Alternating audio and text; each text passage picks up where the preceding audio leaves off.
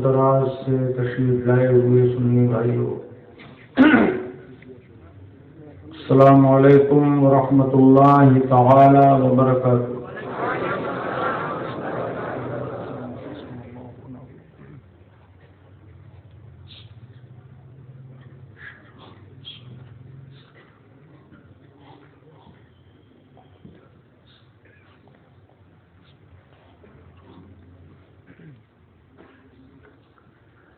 الحمد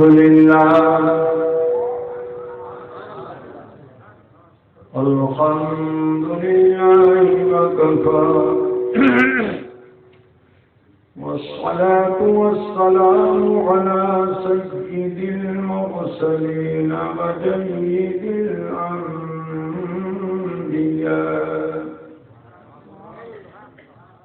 سيدنا ومولانا محمد المصطفى وعلى آله المجتبى وأصحابه نجوم الهدى وكافة الأولياء الكرام والعلماء الفخام ذوي الاهتداء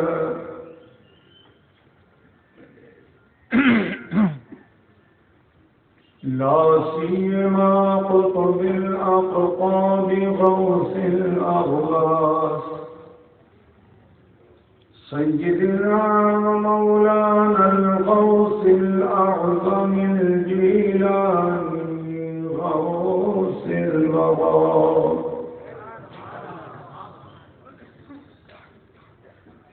وعلى حجة الله في الأرضين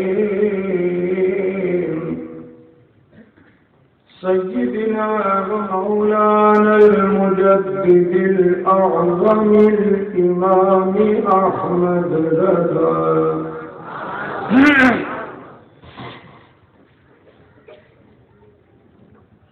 وابنه الكريم الأكرم سيدي ومرشدي قطب العالم المولى المفتي الأعظم مصطفى رضا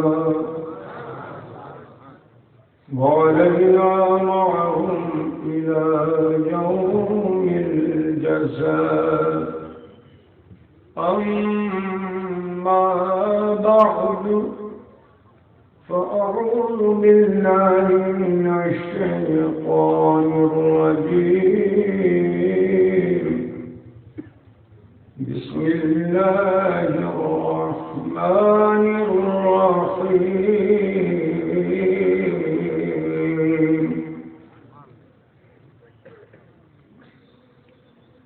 إنا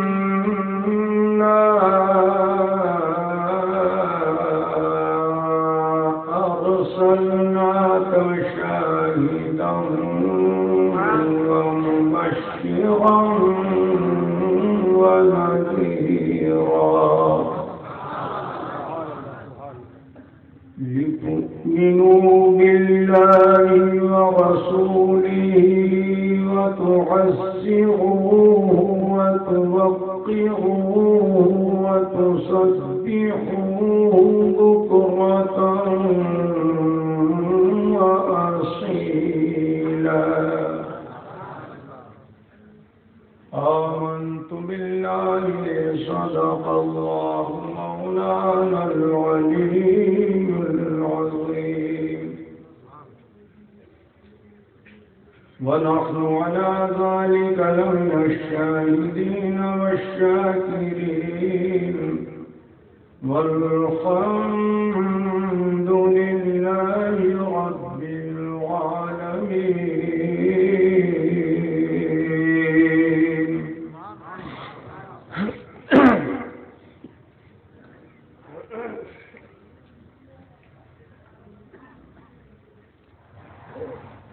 عزیزان گرامی،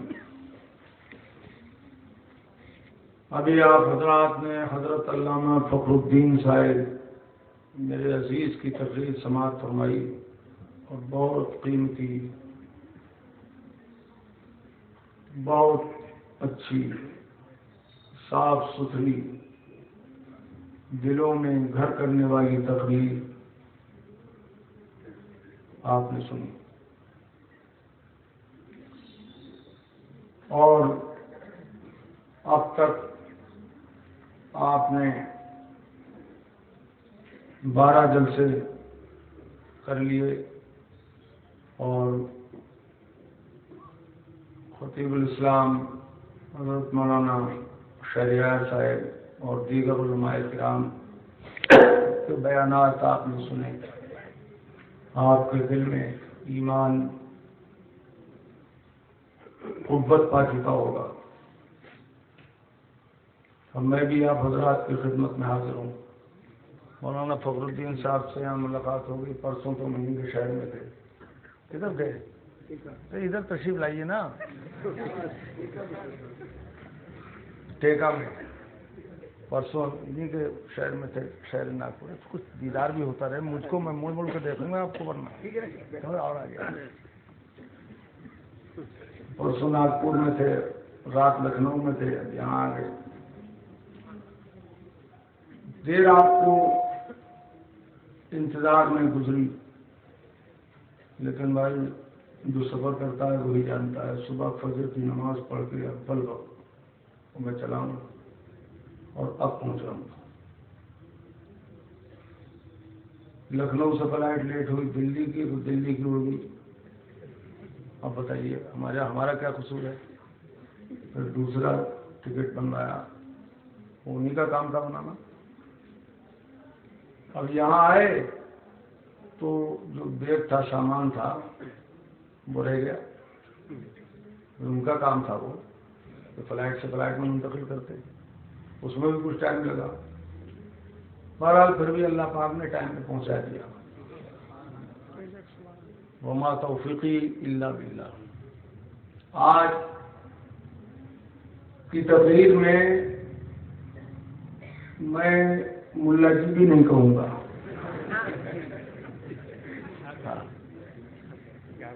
آج وہ بھی نہیں کہوں گا، کیونکہ میں نے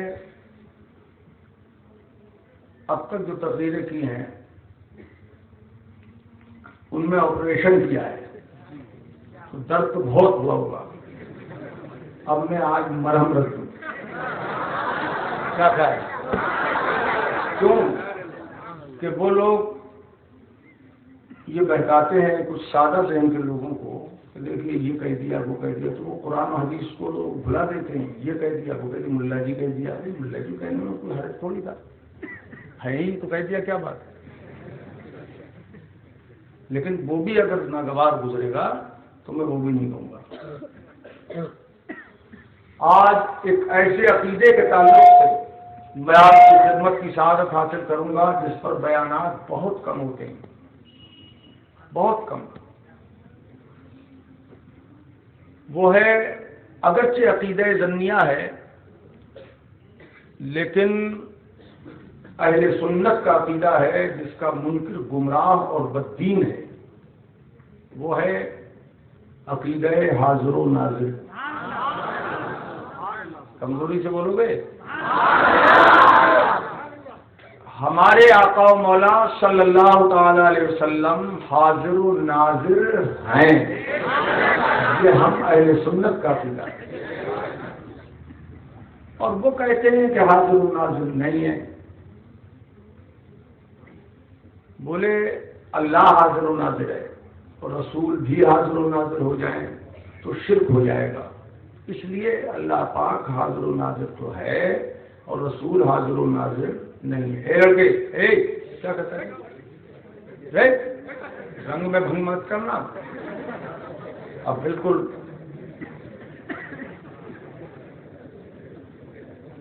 حضرات، پہلے تو میں یہ عرض کر دوں کہ وہ لوگ جنہیں میں ملا جی نہیں کہوں گا، وہ اپنا علم مکمل کریں، اپنا علم، توجہ ہے؟ مکمل کریں. الحضور کا معنی لغت میں حاضر ہونا، موجود ہونا. اس کی دو قسمیں ہیں، جسماً موجود ہونا ایک معنی، علماً موجود ہونا دوسرا معنی. حضور جسمی اور حضور علمی. حاضر ہے جسم کے ساتھ تب بھی حاضر بولیں گے، اور جسم حاضر نہیں ہے علم حاضر ہے. یعنی رہنے والا کہیں بھی رہتا ہو، اگر وہ یہاں کے معاملات کو دیکھ رہا ہے، جان رہا ہے، تو وہ بھی حاضر و ناظر ہے. کمزوری سے نہ بولنا دو. وہ بھی حاضر و ناظر ہے. زور سے بولو ہے. اس معنی تک ہمارے آقا حاضر و ناظر ہیں. چاہے وہ مدینہ شریف میں رہیں تو بھی حاضر و ناظر ہیں، اور کرم فرما کر اپنے غلاموں پر تشریف لے آئیں تب بھی حاضر و ناظر ہیں. سبحان اللہ. یہ دعویٰ ہم اہل سنت نہیں کرتے کہ حضور جسم کے ساتھ ہر جگہ موجود ہیں. یہ دعویٰ ہماری کسی کتاب میں نہیں ہے. تو یہ کہ حضور حاضر بھی ہیں ناظر بھی ہیں، یہ حضور کے ساتھ عقیدہ ہے. رہا سوال اللہ پاک کے لیے کہ وہ حاضر ہے ناظر ہے، یہ بے وقوف لوگوں کا کہنا ہے. اہل علم اللہ پاک کو حاضر و ناظر نہیں کہتے، سمیع و بصیر کہتے ہیں. کیونکہ حاضر جسم کے ساتھ بھی ہوتا ہے، اور خدا جسم سے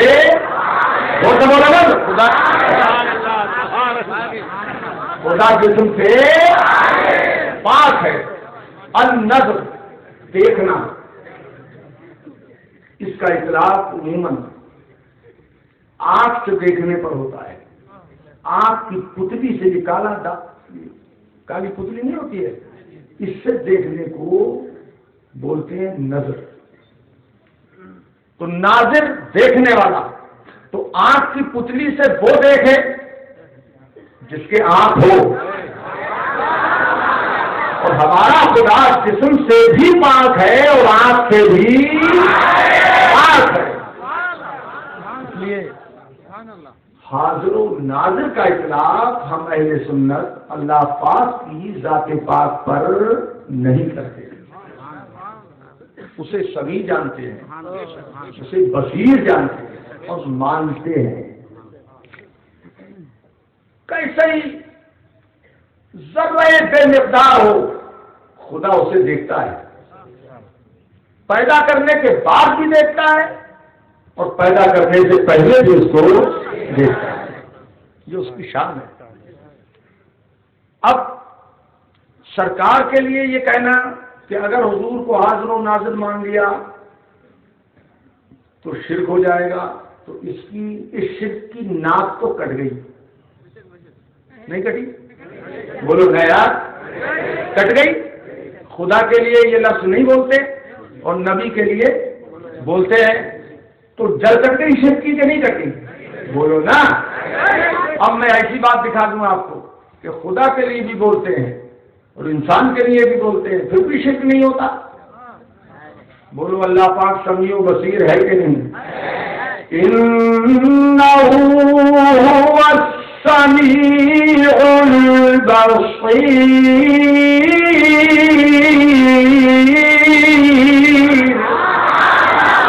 قرآن میں ہے کہ نہیں ہے؟ بولو. بے شک وہ سمیع و بصیر ہے، سننے والا دیکھنے والا. کون؟ زور سے بولو، زور سے، زور سے. اللہ.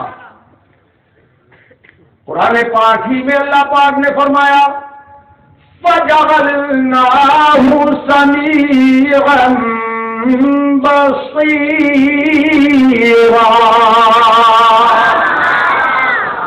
اللہ پاک فرماتا ہے ہم نے انسان کو سمیع و بصیر بنایا. کیا سمجھے آپ؟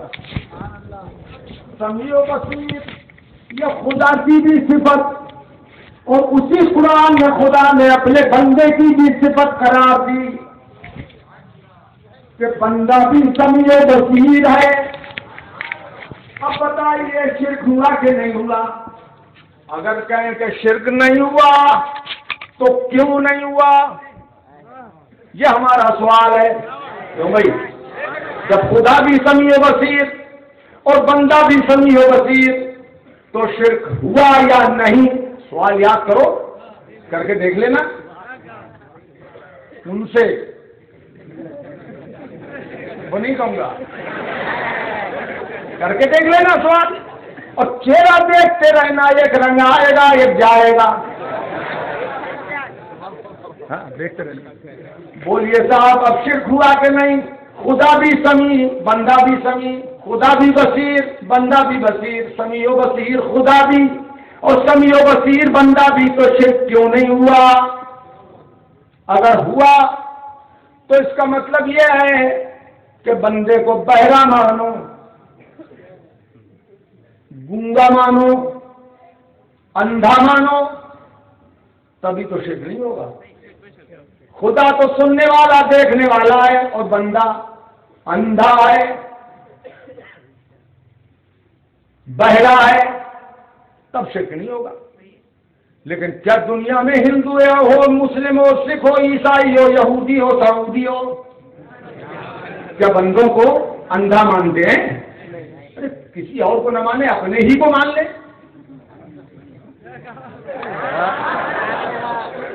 کیوں بھائی نہیں مانتے؟ اندھا کہتے ہیں ہم تو بہت دیکھتے ہیں بہت سنتے ہیں.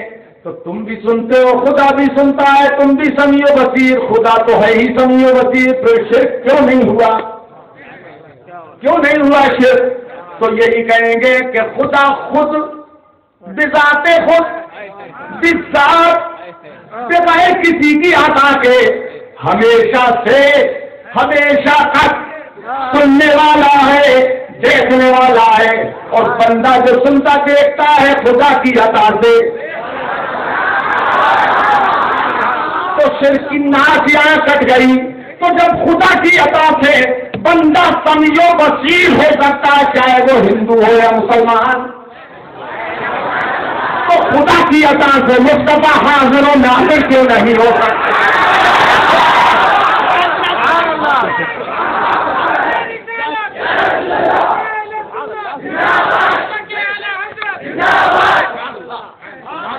بات سمجھ میں آ رہی ہے؟ بہت گرم کپڑے پہنے ہوئے ہوں، ادھر سے آیا ہوں کوہرے میں سے. اب یہ سب اندر اندر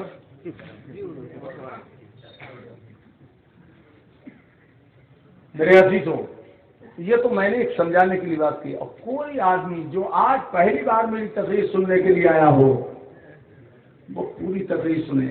بہت جمالی انداز میں تقریر کروں گا. آج جلال نہیں ہے، وہ تو میں نے کر لیا جو کرنا تھا، کر لیا. آپریشن ہو گیا اور مرہم ہے یہ مرہم. اب آئیے میں آپ کو دکھاؤں. ایک بات درود پاک پڑھ لیا. اللہ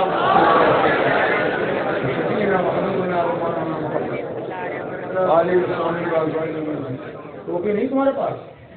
نہیں مانگ لیتے کسی رومال رکھ لو.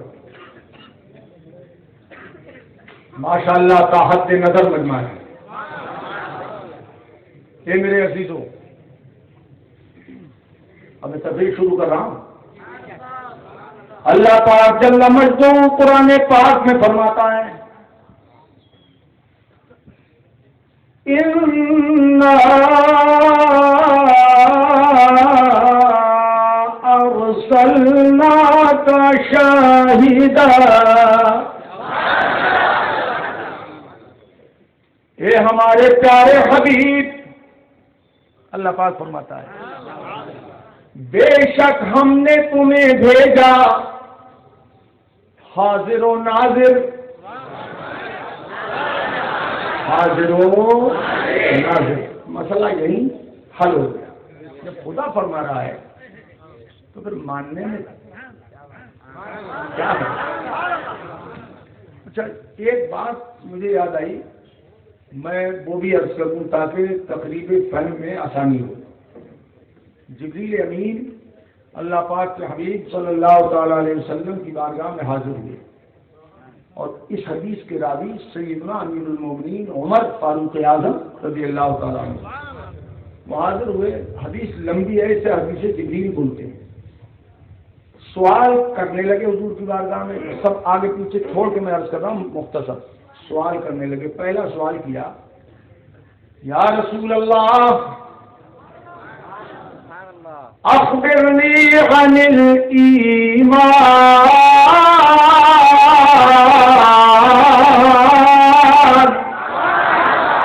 حضور ایمان کیا ہے ہمیں یہ بتائیے، مجھے یہ بتا دیجیے۔ یا محمد اخبرنی عن الایمان، قال ان تؤمن باللہ وملائکتہ وکتبہ ورسلہ الی آخر الجواب۔ حضور نے فرمایا ایمان یہ ہے کہ تم اللہ کو مانو، اس کے فرشتوں کو مانو، اس کے رسولوں کو مانو، اس کی کتابوں کو مانو، تقدیر کو مانو، قیامت میں دوبارہ زندہ ہونے کو مانو، یہ ایمان ہے۔ مان لو، یہ کیا ہے بولو؟ ایمان ہے۔ دوسرا سوال انہوں نے کیا، یہاں تفصیل ہے بہت، وہ تو بہت مزیدار ہے لیکن بیان چونکہ دوسرا کرنا ہے اس لیے چھوڑ رہا ہوں۔ دوسرا سوال اخبرنی عن الاسلام،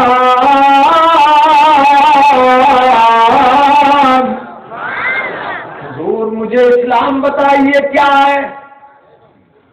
قال ان تشهد ان لا الہ الا اللہ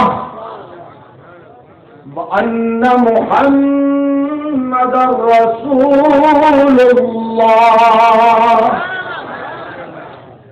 وتقیم الصلاة وتؤتی الزکاة وتصوم رمضان وتحج البیت ان استطعت الیہ سبیلا۔ سرکار نے فرمایا کہ اسلام یہ ہے کہ تم گواہی دو کہ اللہ کے سوا کوئی عبادت کے لائق نہیں ہے، زور سے بولو، اور گواہی دو کہ محمد صلی اللہ تعالی علیہ وسلم اللہ کے رسول ہیں، وتقیم الصلاۃ اور نماز قائم کرو، یہ اسلام ہے، وتؤتی الزکاۃ اور زکات دو، یہ اسلام ہے، بولتے رہو یہ اسلام ہے، وتصوم رمضان اور رمضان کے روزے رکھو، یہ اسلام ہے، وتحج البیت ان استطعت الیہ سبیلا اور بشرط استطاعت خانہ کعبہ کا حج کرو، یہ اسلام ہے۔ کئی چیزیں بتائیں؟ 5۔ بس یہی ایک نقطہ مجھے بیان کرنا ہے، جو سمجھانا چاہتا ہوں وہ یہ، وہ لوگ جو کہتے ہیں صرف نماز روزہ حج و زکات کو دیکھو یہ اصلی ہے،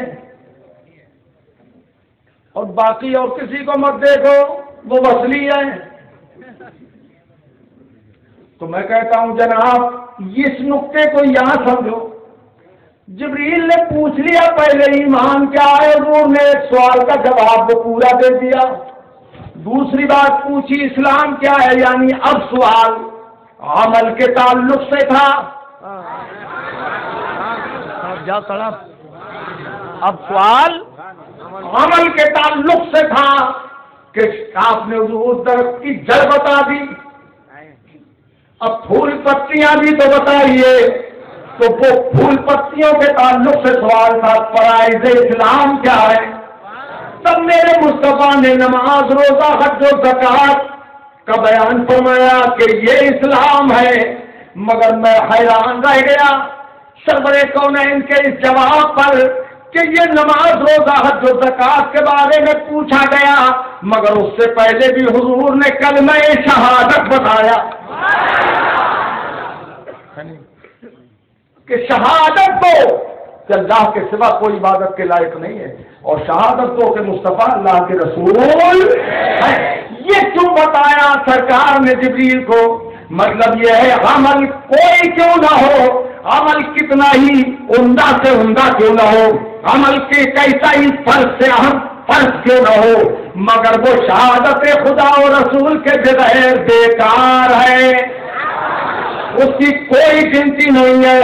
خدا و رسول کے معنی بغیر یعنی وہ ایمان جو بنیاد تھی، یہاں پھر حضور نے اختصاراً ارشاد فرما دیا کہ ایمان ہر حال میں پہلے ہے اور ایمان کے بعد ہی عمل ہے۔ یہ ذہن میں رکھتے ہوئے اب میری گفتگو سنیں۔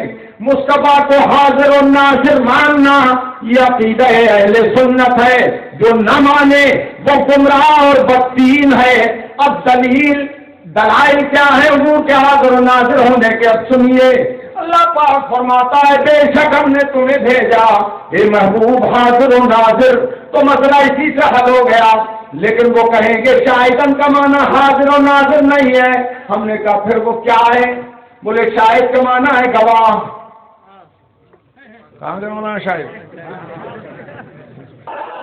نعرہ رسالت، مسلک اعلی حضرت، سبحان اللہ سبحان اللہ۔ دل ہو تو ایسا ہو، جب ان کے عشق میں جلبوں کے کباب بن گیا ہو، سبحان اللہ سبحان اللہ۔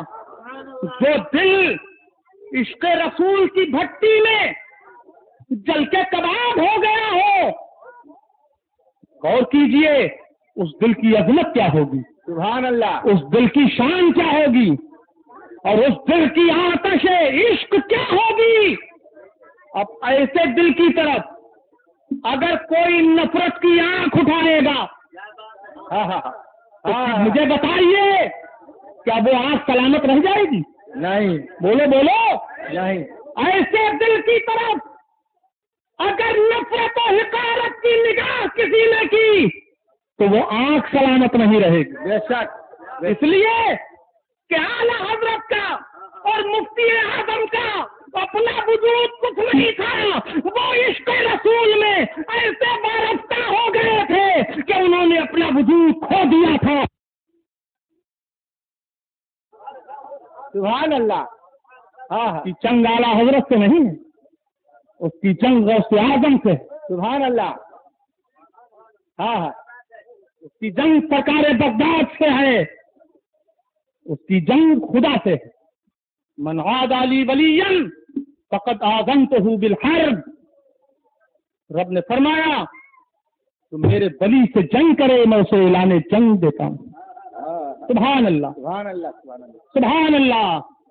حضرات، رب کریم جل مجدہ نے ارشاد فرمایا، اے ایمان والو اللہ سے ڈرو، اللہ سے ڈرو۔ یہ ایسا حکم ہے جو اپنے اندر جامعیت رکھتا ہے۔ اللہ سے ڈرو، تقوی اختیار کرو۔ تقوی کیا ہے؟ اب تقوی ہوا امتثال الاوامر واجتناب النواہی، فرائض و واجبات اور جو احکام خداوندی ہیں ان پر عمل کرنا، یہ تقوی ہے۔ اور جو محرمات ہیں، منہیات ہیں، ان سے بچنا یہ تقوی ہے، جسے خدا نے کرنے کا حکم دیا ہے، رسول نے کرنے کا حکم دیا ہے وہ کرنا، اور جن سے منع فرمایا ہے ان سے باز رہ جانا، یہ تقوی ہے۔ میرے بھائیوں، جب تقوی ہے اللہ اور رسول کے احکام پہ عمل کرنا، تو یاد رکھیے کہ ان ساری چیزوں میں سب سے بڑا تقوی ہے ایمان۔ تو میرے بھائیوں، وہ آدمی خدا کی بارگاہ کا قریب ہوگا کہ نہیں ہوگا؟ ہوگا. بولیے ہوگا کہ نہیں ہوگا؟ ہوگا. وہ اللہ کا مقبول بندہ ہوگا کہ نہیں ہوگا؟ ہوگا. اب جب مقبول بندہ ہوگا تو پھر اس کے لیے اللہ تعالیٰ نے یہ حکم کیوں فرمایا؟ وَابْتَغُوا إِلَيْهِ الْوَسِيلَةَ. سبحان اللہ، سبحان اللہ. یعنی اس کی طرف وسیلہ تلاش کرو، اللہ کی طرف وسیلہ تلاش کرو. جب نمازی ہو گئے تو پھر وسیلے کی کیا ضرورت؟ یہی دھوکہ کھا لیا لوگوں نے، نجدیوں نے، وہابیوں نے، کہ بس ہمارا عمل ہمارا وسیلہ ہے، ہمارا عمل ہمارا وسیلہ ہے. اس وسیلے سے وہ عمل ہی مراد لیتے ہیں. وہ چاہے عمل بغیر ایمان ہی کے کیوں نہ ہو، ہمارا عمل ہمارا وسیلہ ہے.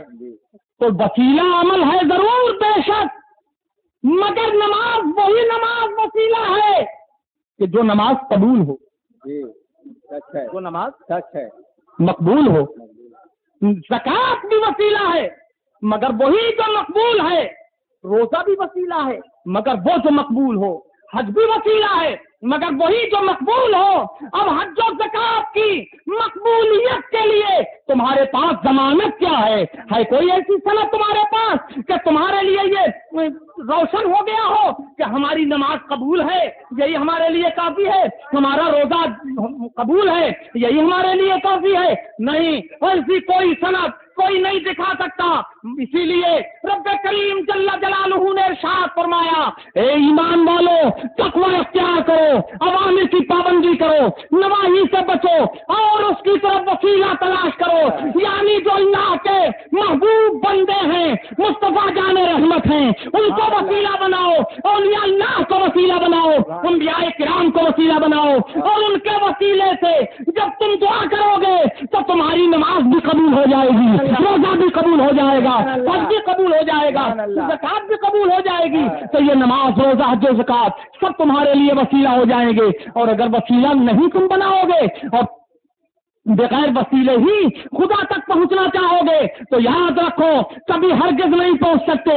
اس لیے کہ اللہ تبارک و تعالیٰ کی بارگاہ کی طرف نیک کلمات کہتے ہیں، الہ یصعد کلم الطیب، اللہ کی طرف نیک کلمات بلند ہوتے ہیں. یعنی آسمان کی طرف یہ نیک کلمات چاہتے ہیں، نیکیاں چلتی ہیں، نیکیاں بلند ہوتی ہیں. کیوں؟ اس لیے کہ آسمان اللہ تبارک و تعالیٰ کی تجلیات کا مرکز ہے. ادھر آسمان پر اللہ کی خاص تجلیات ہوتی ہیں، اس لیے نمازیں جاتی ہیں ادھر، روزے جاتے ہیں ادھر، تقویٰ طہارت جاتے ہیں ادھر. یہ ساری چیزیں اس کی طرف جاتی ہیں. میرے بھائیوں، تو نیک جو مومن ہوتا ہے، ایمان والا ہوتا ہے، جب اس کا انتقال ہوتا ہے تو اس کی روح بھی اوپر ہی جاتی ہے. کیوں؟ اس لیے کہ وہ تجلیات کی جگہ ہے اور ساتوں آسمانوں کے اوپر مومن کی روح جاتی ہے. اے میرے بھائیوں سنو اچھی طرح سے، تو وہ فرشتے لے کے جاتے ہیں مومن کی روح کو. یاد رکھو وسیلے کے بغیر نہ دنیا میں کوئی زندہ رہ سکتا ہے اور نہ وسیلے کے بغیر کوئی آخرت میں مقام پا سکتا ہے.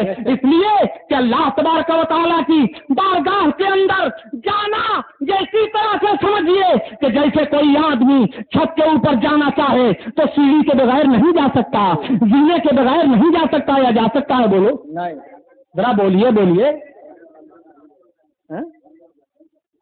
جا سکتا ہے کہ نہیں؟ اے اہل منبر میرے بھائیوں، جا سکتا ہے کوئی؟ اچھا یہ بتائیے کہ جو وسیلے کے منکر ہیں ان وہابیوں کے گھروں میں زینے ہیں کہ نہیں؟ وہابیوں کی چھتوں کے لیے زینے ہیں کہ نہیں بنارس میں؟ ہیں.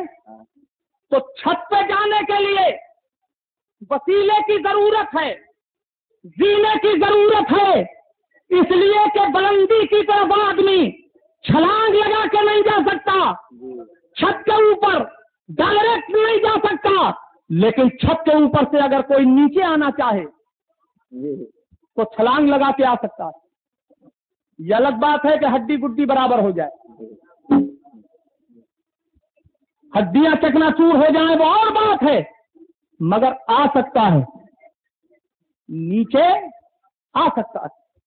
اوپر بغیر وسیلے نہیں جا سکتا. اب یہ دیکھنا ہے ہمیں، یہ تو طے ہو گیا کہ جو اوپر جائے گا اسے وسیلہ پکڑنا پڑے گا، اور جو نیچے جائے گا اسے ضروری نہیں ہے کہ وہ وسیلہ ہی پکڑے۔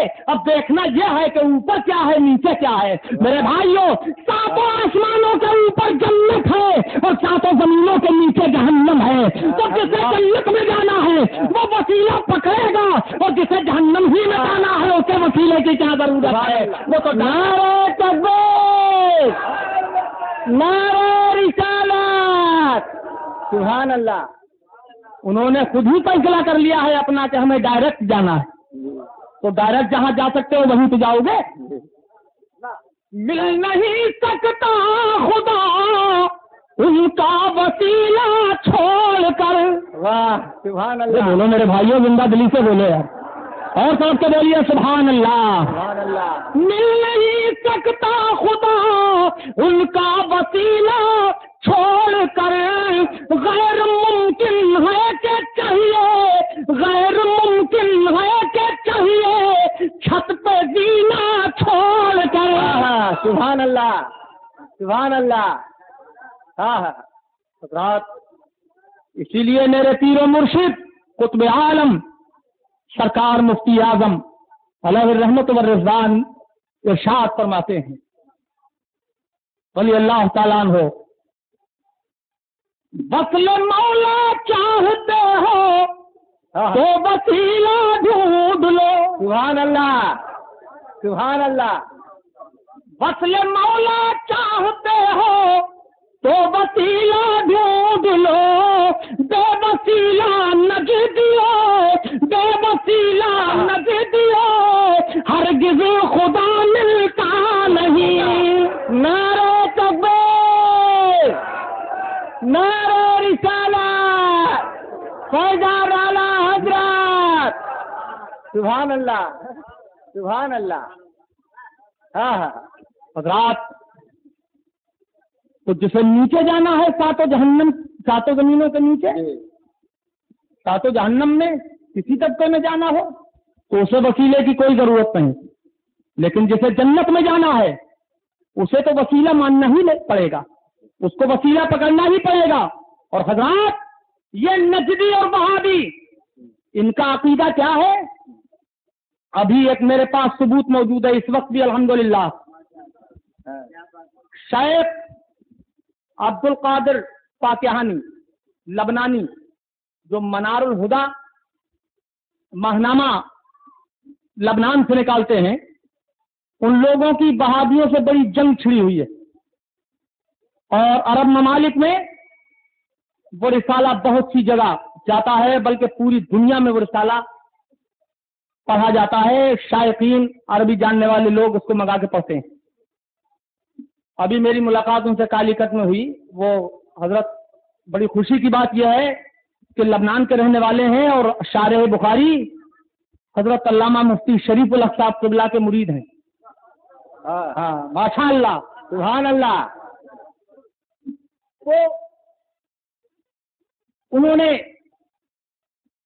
ایک ثبوت فراہم کیا اور وہ مجھے دے بھی گئے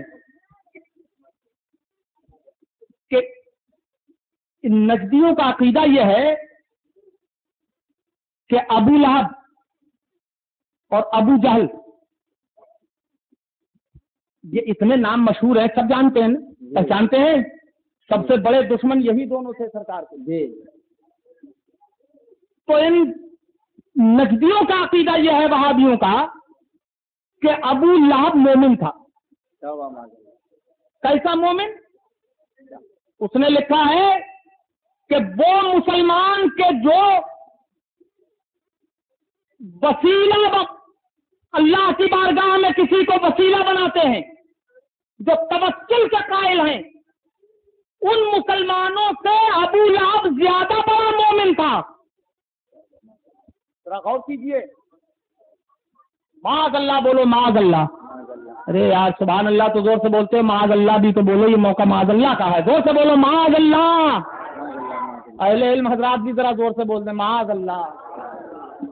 کہتا ہے ابو لہب زیادہ بڑا مومن تھا ایسے لوگوں سے کہ جو ان سے بڑا مومن وہ ہے ابو لہب، معاذ اللہ۔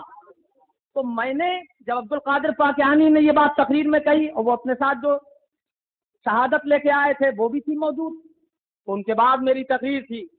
میں نے کہا صاحب آج یہ انکشاف ہم کو ہوا کہ آخر یہ ابو لہب کے ایمان کے جو قائل ہیں نجدی، جو آج معلوم ہوا، یہ انہوں نے کہا کہ ابو لہب مومن ہے، جس کے بارے میں پوری سورت نازل ہوئی ہے، تبت یدا ابی لہب و تب۔ آپ نے اکثر لوگوں کو یہ سورت یاد ہوگی۔ ابو لہب کہ دونوں ہاتھ تباہ ہو جائیں اور وہ برباد ہو گیا۔ ما اغنا عنہ مالہ وما کسب، سبحان اللہ، اس کے مال اور اس کی کمائی نے اسے غنی نہ کر دیا۔ سیصلی نارا ذات لہب وامرأتہ، اور عن قریب یہ بھڑکنے والی آگ میں داخل ہو جائے گا۔ کون؟ ابو لہب، اور اس کی بیوی بھی داخل ہو جائے گی، یہ اللہ تعالیٰ نے فرمایا۔ حمالۃ الحطب، لکڑی کا گٹھا اٹھائے ہوئے داخل ہوگی۔ فی جیدہا حبل من مسد، اس کی گردن میں موج کی رسی ہوگی۔ حضرات پوری سورہ قرآنیہ جس کی مذمت میں اور جس کے کفر پر مور لگانے کے لیے، جس کے جہنمی ہونے کو بتانے کے لیے نازل ہوئی، یہ کیسے لوگ ہیں کہ جو اس کو کہتے ہیں کہ وہ وسیلے والے مسلمانوں سے زیادہ بڑا مومن تھا۔ تو میں نے کہا شیخ پاکیانی نے جو انکشاف کیا، اب ہمیں لڑنے جھگڑنے کی یا مناظرے کی ضرورت نہیں ہے ان وہابیوں سے، بس ہم صرف یہ دعا کریں گے، اے اللہ تو ہمارا حشر ان کے ساتھ کر دے جنہیں ہم وسیلہ بناتے ہیں، اور ان کا حشر ابو لہب کے ساتھ کر دے، ابو جہل کے ساتھ کر دے، اس لیے کہ جو جسے پسند ہے اسی۔ سبحان اللہ، سبحان اللہ۔ ہاں ہاں ہاں، ٹھیک ہے کہ نہیں ہے؟ بولو، ٹھیک ہے، ارے بولو صحیح ہے کہ نہیں ہے فیصلہ؟ ان کا حشر ابو لہب کے ساتھ، ابو جہل کے ساتھ۔ وَلِلنَّاسِ فِيمَا يَعْشِقُونَ مَذَاهِبُ، اپنی راہ چلو، ابو لہب کا ساتھ دے رہے ہیں۔ ابھی پچھلے برسوں میں کتاب نکلی تھی جس کا مصنف تھا محمود عباسی، دیوبندی نجدی وہابی، اس نے لکھا امام حسین رضی اللہ تعالیٰ عنہ کے لیے کہ معاذ اللہ وہ ناحق تھے، حق کے خلاف تھے، باغی تھے معاذ اللہ، اور یزید کو لکھا امیر المومنین رضی اللہ تعالیٰ عنہ، کہا وہ حق پر تھا، انہوں نے بغاوت کی تھی اس لیے مارے گئے، معاذ اللہ معاذ اللہ۔ تو ہم ایسے لوگوں سے کہ جو یزید کو اپنا امیر المومنین مانے، یزید کے حلقے میں جو شامل ہو گئے، اور جو ابو لہب ابو جہل کے حلقے میں شامل ہو گئے، ہمارا ان سے کوئی تعلق نہیں ہے۔ قیامت کے دن یہ فیصلہ ہو جائے گا کہ ابو لہب کہاں رہے گا، اور ابو لہب کے ماننے والے یہ کہاں رہیں گے، یزید کہاں رہے گا، یزیدی کہاں رہیں گے۔ اے میرے بھائیوں، اور یہ فیصلہ ہو جائے گا کہ ہم کہاں رہیں گے، اہل سنت کہاں رہیں گے۔ انشاءاللہ اہل سنت تو وہاں رہیں گے جہاں ان کے آقا رہیں گے، انہی کی جنت میں رہیں گے۔ سبحان اللہ، نعرہ تکبیر، نعرہ رسالت، سبحان اللہ۔ یہ اعلیٰ حضرت امام اہل سنت ارشاد فرماتے ہیں، تجھ سے اور جنت سے کیا مطلب وہاں بھی دور ہو۔ طرف سے بولیے سبحان اللہ، سبحان اللہ۔ تجھ سے اور جنت سے کیا مطلب وہاں بھی دور ہو۔ ارے ہم رسول اللہ کے، ہم رسول اللہ کے، جنت رسول اللہ کی۔ سبحان اللہ، سبحان اللہ، سبحان اللہ۔ وہ جہنم میں گیا جو ان سے مستغنی ہوا وہ جہنم میں گیا، جو ان سے مستغنی ہوا ہے خلیل اللہ کو، ہے خلیل اللہ کو حاجت رسول اللہ کی۔ سبحان اللہ، سبحان اللہ۔ لا ورب العرش جس کو جو ملا ان سے ملا، بے شک سچ ہے۔ لا ورب العرش جس کو جو ملا ان سے ملا، بٹتی ہے کونین میں نعمت رسول اللہ کی۔ نعرہ تکبیر، نعرہ رسالت، سرکار اعلی حضرت، سبحان اللہ۔ رات حضرت آدم علیہ نبینا علیہ الصلوۃ والسلام سے جب معمولی سی لفزش ہوئی، وہ اجتہادی لفزش کہ جس میں اللہ تعالیٰ کی کروڑوں حکمتیں تھیں، ان کو منع کیا گیا تھا کہ یہ گندم نہ کھاؤ۔ حضرت آدم علیہ السلام نے اس اجتہادی لفزش کی بنا پر وہ دانہ کھا لیا تو اللہ تعالیٰ نے انہیں زمین پر اتار دیا۔ حضرت آدم تشریف لے آئے زمین پر اور 300 سال تک روتے رہے، لیکن 300 سال تک رونے کے باوجود ان کی توبہ قبول نہ ہوئی۔ اس کے بعد کیا ہوا؟ قرآن عظیم سے پوچھیے، ارشاد فرماتا ہے فَتَلَقَّى آدَمُ مِن رَّبِّهِ كَلِمَاتٍ۔ سبحان اللہ، سبحان اللہ۔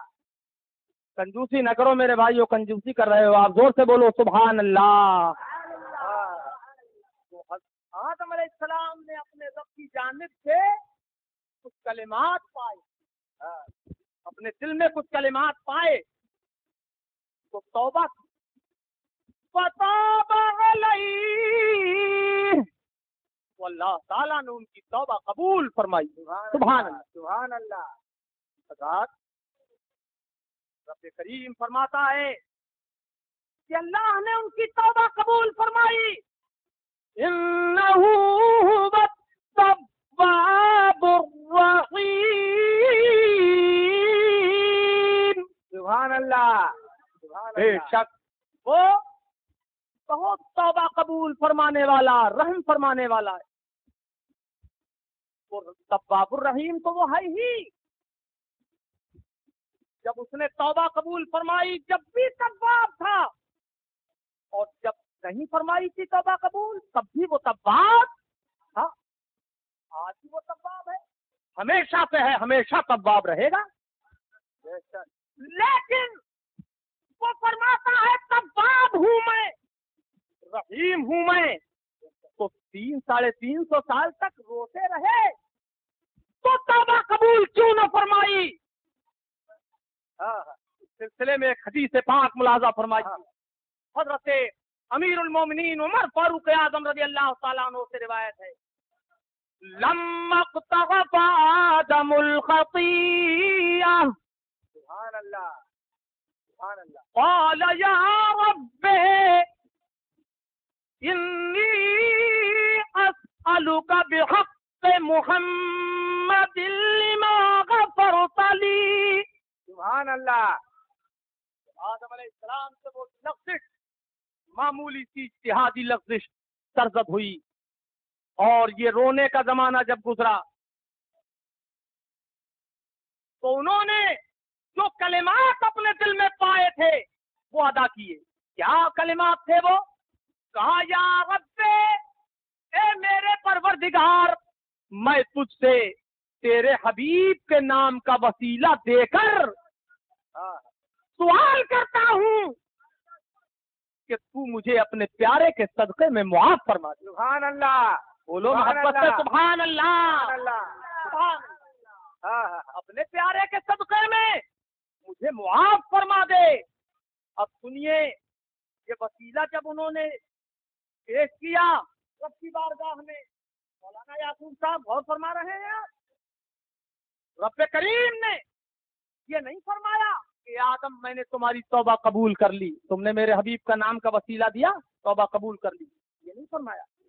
بلکہ پروردگار عالم نے ارشاد فرمایا یا آدم کیف عرفت محمدا ولم اخلقه. سبحان اللہ, انداز دلی سے بولیے سبحان اللہ. فرمایا اے آدم یہ بتاؤ کہ تم نے میرے پیارے حبیب کو پہچانا کیسے؟ سبحان اللہ, سبحان اللہ. کیسے پہچانا؟ حالانکہ میں نے ابھی انسانی شکل میں انہیں پیدا بھی نہیں فرمایا. تم نے کیسے پہچانا؟ تو حضرت آدم علی نبینا علیہ الصلوۃ والسلام سے جب یہ سوال کیا رب کریم نے کہ تم نے کیسے پہچانا, کیا اسے معلوم نہ تھا معاذ اللہ کہ حضرت آدم نے کیسے پہچانا؟ کیا خدا جانتا نہیں تھا؟ یقیناً جانتا تھا, اس لیے کہ وہ تو عالم الغیب و شہادہ ہے, علام الغیوب ہے, اس کا علم ازلی ہے, ابدی ہے, سرمدی ہے, وہ جانتا تھا. تو پوچھا کیوں؟ سوال کیوں فرمایا؟ یہ وہابی سے پوچھیے جو علم غیب کا منکر ہے کہ اگر رسول نے کوئی بات جبریل سے پوچھ لی تو کیا معلوم ہوتا تو پوچھتے کیوں, غیب ہوتا تو پوچھتے کیوں؟ ابھی وہابی سے پوچھو خدا کو بولو علم تھا کہ نہیں, علم تھا تو پوچھا کیوں؟ جوابکم فہو جوابنا, جو تمہارا جواب ہوگا وہ ہمیں دینے کی ضرورت نہیں ہے, اپنی طرف ہماری طرف سے قبول کرنا. سنیے سوالات جو کیے جاتے ہیں یہ تو جانتے ہی نہیں ہے بالکل. یہ سمجھتے ہیں کہ سوال ہمیشہ جاننے ہی کے لیے کیا جاتا ہے, علم حاصل کرنے ہی کے لیے کیا جاتا ہے. اس سے مقاصد ہوتے ہیں سوالات کے. آخری امتحان کا زمانہ چل رہا ہے مولانا شمیم سما صاحب, استاد لوگ ممتحن لوگ امتحان لے رہے ہیں. وہ یہ جاننے کے بعد امتحان لیتا ہے استاد کے نہ جاننے کے بعد بہت سے سوالات ہوتے ہیں. رب نے جو پوچھا اے آدم یہ بتاؤ تم نے کیسے پہچانا, تو یہ مطلب نہیں تھا کہ رب کو معلوم نہ تھا معاذ اللہ. اگر ایسا کوئی سوچ بھی لے گا تو کافر ہو جائے. بے شک. سوال کیوں فرمایا؟ اس لیے کہ جب میں سوال کروں گا تو آدم جواب دیں گے کہ اللہ میں نے یوں پہچانا تیرے حبیب کو, تو میرے حبیب کی عظمت زبان آدم سے ظاہر ہو جائے گی. سبحان اللہ, سبحان اللہ. اس لیے سوال ہوا تھا. اب حضرت آدم نے جواب دیا قال لأنك يا رب لما خلقتني بيدك سبحان اللہ. ونفخت في من روحك. سبحان اللہ. کہنے لگے آدم علیہ السلام اے مالک و مولا یہ میں نے پہچانا تیرے حبیب کو کہ جب تو نے اپنے دست قدرت سے مجھے پیدا فرمایا اور میرے جسم کے اندر تو نے اپنی جانب سے روح داخل فرمائی. یہ دست قدرت ہم اہل سنت ترجمہ کرتے ہیں, اور وہابیوں کا عقیدہ ہے کہ خدا کا ہاتھ ہے, خدا کا جسم ہے, خدا عرش پہ بیٹھا ہے. معاذ اللہ معاذ اللہ. اور یہ ابن تیمیہ کا نکالا ہوا عقیدہ, اور ابن تیمیہ کے غیر مقلد سب کے سب ایسے معتقد ہیں کہ خدا اور رسول کا فرمان ایک طرف, ان کے نزدیک ابن تیمیہ کا کہنا ایک طرف. اور ابن تیمیہ کا یہ عقیدہ تھا کہ اس نے منبر سر سے اتر کے بتایا کہ دیکھو جیسے مجھے اترتا تم دیکھ رہے ہو ایسے ہی اللہ تعالیٰ بھی آسمانوں سے عرش اعظم سے اترتا ہے آسمانوں کی طرف. معاذ اللہ. بولو معاذ اللہ, زور سے بولو, زور سے بولو معاذ اللہ. وہ ان کا گرو تھا, اس لیے اس نے خدا کو اپنا جیسا بشر سمجھا, اور یہ چیلے ہیں یہ مصطفیٰ کو اپنا جیسا بشر سمجھا. کیے گا پہلی امتوں نے جن جو کافر گزرے ہیں ان کو آپ قرآن عظیم میں پڑھیے تو جا بجا ملے گا کہ انہوں نے یہی کہا مان تم الا بشر مثلنا، تم تو ہماری طرح بشر ہو، تم تو ہماری طرح بشر ہو، تم تو صرف ہماری طرح بشر ہو۔ انبیاء کرام کو کفار نے یہی کہا، تو انہوں نے کفار نے انبیاء کرام کو اپنی طرح بشر کہا، اور ابن تیمیہ اور اس کے معتقدین خدا کو اپنی طرح بشر کہنے لگے۔ یہ دیکھیے آپ ترقی، ارے یہ خدا کو اپنی طرح بشر کہنا نہیں ہے کہ ہاتھ بھی اس کا مان لیا، پیر بھی اس کا مان لیا، اعضائے جسمانی اس کے مان لیے، معاذ اللہ، اور یہ کہنے لگے کہ اللہ نے عرش بنایا تو اس کے بعد واستوى علی العرش، عرش پہ وہ جا کے بیٹھ گیا، معاذ اللہ معاذ اللہ، یہ کہا ان لوگوں نے۔ تو ذرا غور کرو، جب خدا عرش پہ بیٹھا کیوں؟ کہ تھک گیا معاذ اللہ تو عرش پہ بیٹھ گیا۔ تو ذرا غور کیجئے، جب تھک کے عرش پہ بیٹھ گیا تو عرش آج بنا ہے؟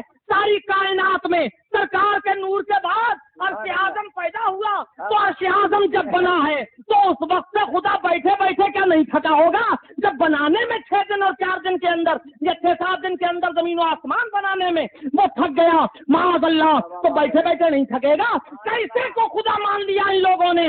معاذ اللہ، یہ سب دشمنی میں اندھے ہو گئے ہیں، یہ سب دشمنی میں اندھے ہو گئے، وسیلے کے منکر ہو کر نبیوں سے انہوں نے تعلق توڑ لیا، اور خدا پاک کے بھی ایسے گستاخ ہوئے معاذ اللہ معاذ اللہ۔ اللہ تعالیٰ محفوظ رکھے۔ اہل سنت کا کیا عقیدہ ہے؟ واستوى علی العرش، اللہ تعالیٰ عرش پہ بیٹھا نہیں معاذ اللہ، بلکہ واستولیٰ، اللہ تبارک و تعالیٰ عرش اعظم پر قاہر ہے، عرش اعظم پر اس کا غلبہ ہے۔ یہ اہل سنت کا عقیدہ۔ سبحان اللہ، سبحان اللہ، سبحان اللہ بولو، سبحان اللہ سبحان اللہ۔ بات یہ تو آیات متشابہات میں سے ہے، لیکن اس کی تعبیر ہو تو جھوم، اس کا عرش پہ غلبہ ہے، اس کا عرش پہ قبضہ ہے۔ سبحان اللہ سبحان اللہ۔ اے میرے بھائیوں، اللہ تبارک و تعالیٰ کے حبیب صلی اللہ علیہ وسلم کے بارے میں جب پوچھا گیا حضرت آدم سے کہ تم نے میرے حبیب کو کیسے پہچانا، تو حضرت آدم نے عرض کیا اے مالک و مولا، جب تو نے اپنے دست کرم سے مجھے بنایا، میرے جسم میں اپنی جانب سے روح داخل فرمائی، اور رأیت علی رفعت راسی، میں نے اپنا سر اٹھایا۔ سبحان اللہ، کیا کہا؟ میں نے اپنا سر سر اٹھایا۔ جب روح جسم میں داخل ہو گئی، کہتے ہیں میں نے سر اٹھایا، اور جب سر اٹھایا فرأیت علی قوائم العرش مکتوبا، سبحان اللہ، تو میں نے عرش اعظم کے پایوں پہ لکھا ہوا دیکھا۔ سبحان اللہ، سبحان اللہ، سبحان اللہ۔ کون بول رہا ہے یہ حضرت آدم فرما رہے کہ میں نے عرش کے پایوں پہ لکھا ہوا دیکھا۔ سبحان اللہ، عرش اعظم کے پایوں پہ حضرت آدم نے لکھا ہوا دیکھا، تو اس سے یہ فائدہ حاصل ہوا ہمیں کہ عرش اعظم کہاں ہے؟ اللہ اکبر، اس سے اوپر کوئی چیز نہیں، سبحان اللہ، عرش سے اوپر کوئی مکین نہیں، عرش سے اوپر کوئی شجر نہیں، کوئی حجر نہیں، کوئی فرشتہ نہیں، حاملین عرش بھی نیچے ہی ہیں، کوئی گیا نہیں عرش پر سوائے ہمارے آقا کے، وہی لامکا کے مکی ہوئے، ارے عرش تخت نشین ہوئے، یہ نبی ہے